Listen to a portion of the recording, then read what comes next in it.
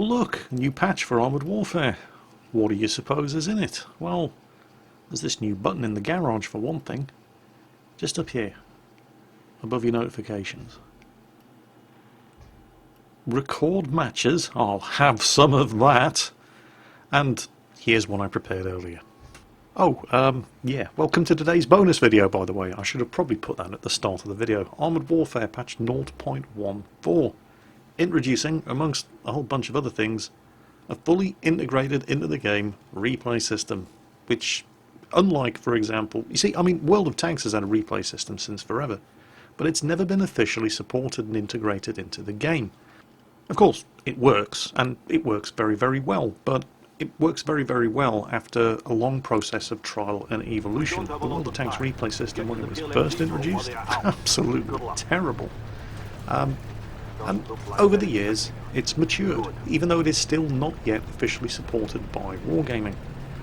Here in Armoured Warfare, it very, very much is, and it's not perfect. I wish they'd add some kind of mouse wheel scroll functionality in the same way that World of Tanks replay system allows you to zoom your view in and out while simultaneously panning the view around the tank, and you get some very, very impressive looking visuals with the World of Tanks replay system like that. You can't do that yet. Hint, hint, Obsidian. You can't do that yet here in Armoured Warfare, and yet it already incorporates elements that, well, it's got a free camera, for example. You can go wandering around the whole battlefield, something that you still can't do in the World of Tanks replay. And this is their first stab at a working replay system. I have to say, I'm pretty impressed. I mean, there are some bugs. The red outline around that T90 there just popped up on the replay for no apparent reason. It certainly wasn't there while I was playing. And just in case you're sitting there thinking, well, what use is this? I mean, it looks pretty, but I can't see the enemy tanks, I can't see the scores, this is no good. I've just turned the UI off just to make it look pretty. And holy, it undeniably does look amazingly good. The default key for turning the UI off, in case you're wondering, is F2. And it doesn't just work in the replays. It also works when you're actually in battle. I wouldn't recommend doing it when you're in battle. For obvious reasons. You can do that in World of Tanks as well, by the way. The default key in World of Tanks is V. That's how you get those pretty World of Tanks replays without the UI. And again, wouldn't recommend doing it in World of Tanks. Not while you're playing a game, anyway. Although I have actually seen somebody do it in World of Tanks and actually managed to come top of the team on damage done. Quickie baby. Using the Ike as his spotters, telling him which tanks he was pointing the gun at, were they friendly or were they enemy, because he just couldn't tell. But anyway, don't try that at home, kids. But anyway, Armoured Warfare, patch 0.14. Working replay system, fully integrated into the game, already has more functionality than most of the game's replay systems. All it's missing is the ability to zoom the view in and out around your tank by just using the mouse scroll wheel. So, Obsidian, if anybody's listening, that would be fantastic. This, of course, is not all that has been released with patch 0.14. There's a lot more. There's a new pack of premium vehicles, the Wolf Edition. Get it? See what I did there? Pack? Wolf? Wolf pack? No? Never mind. It was a terrible joke. Anyway, a new pack of premium vehicles being introduced to the game, the Wolf Edition. There are 4 of them, 3 of them are tier 7. I'm driving one of them here. This is the Wolf Edition Challenger 1. The 3 tier 7s include the Challenger 1, the Weasel AWC, and the very, very nice Chintaro 120 tank destroyer. And rounding off the numbers is the tier 5 armoured fighting vehicle, the BMD-2, also available in the Wolf Edition. Now, each of these vehicles can be purchased individually for gold, or altogether as part of the Wolf Pack. Get it? Wolf Pack? No, never mind. Anyway, moving along swiftly. It's actually quite a big patch. It's over 3 gigabytes in size, and you may be thinking, well, no new vehicles and it's a 3 gigabyte patch, what the hell's going on? Well, there have been numerous changes to vehicles, not least of which lots of gun depression buffs, mostly for tank destroyers tier 6 and above. And this of course necessitates changes to the vehicle models, because in a lot of cases the vehicle models had to be changed to prevent clipping issues when the gun barrel was at maximum depression. So there are actually a huge number of model changes included in this patch, and that's why it's such a big one. I said big one. Yeah, alright, I'll stop. Right, what else is new? One new map introduced into the PvP rotation, and 2 new maps introduced into the PvE rotation, although I haven't actually seen any of these maps yet.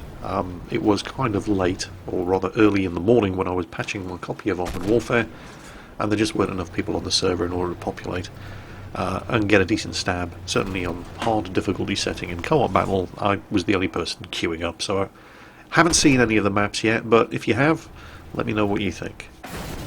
Patch 0.14 also sees some buffs for light tanks and tank destroyers. Now, as previously mentioned, that's not even a word. As previously mentioned, you're going to have to forgive me, I've got a cold coming on, so you can probably hear it in my voice. And I'm getting my words even more wrong than usual. But, as previously mentioned, a lot of the tank destroyers have received gun depression buffs. It's not just that, they've also received penetration buffs to their, not just their top ammunition, but also usually their stock ammunition and any intermediate armor piercing ammunition as well. And this also applies to a lot of the light tanks. Now, I have to admit, I've been struggling to come to terms with exactly what the hell is the role of the light tank in Armoured Warfare, and this isn't just Armoured Warfare's problem, World of Tanks has this issue as well. So, what is the light tank in Armoured Warfare? Well, what it was supposed to be was an alternative to the main battle tank. For those of you who would rather have speed than armour, while still having that main battle tank style gun, the light tank was supposed to be the vehicle of choice. Unfortunately, while they definitely don't have the armour of a main battle tank, far from it. In fact, in a lot of cases their armour is not that much better than an armoured fighting vehicle. They definitely do have the speed, but they don't really have that main battle tank firepower. Now, with the exception of the Sheridan, because there's always one, isn't there? There's always one tank that just has to be a smart arse. There are no light tanks in the game that have guns with a calibre in excess of 105mm, and while that might have been a fine calibre for a main battle tank gun in the 1980s, it's not the 1980s anymore.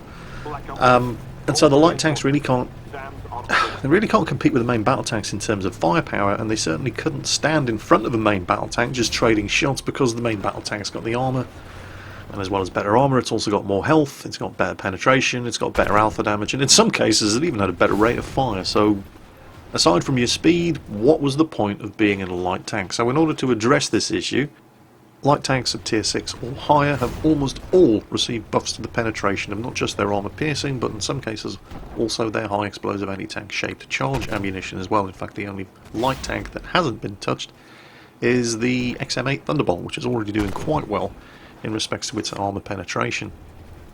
Other sweeping changes include changes to the armour values of the wheels of vehicles, both rubber wheels and the armoured wheels of tracked fighting vehicles.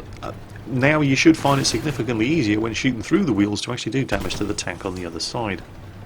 They've also eliminated the possibility of an automatic ricochet when you're shooting at the underbelly of an armoured vehicle. When one of those main battle tanks crests the rise in front of you and you get a shot at its vulnerable belly plate, only to have it ricochet because of the angle, that ain't going to happen anymore. If you expose your belly to an enemy vehicle, you're going to take damage.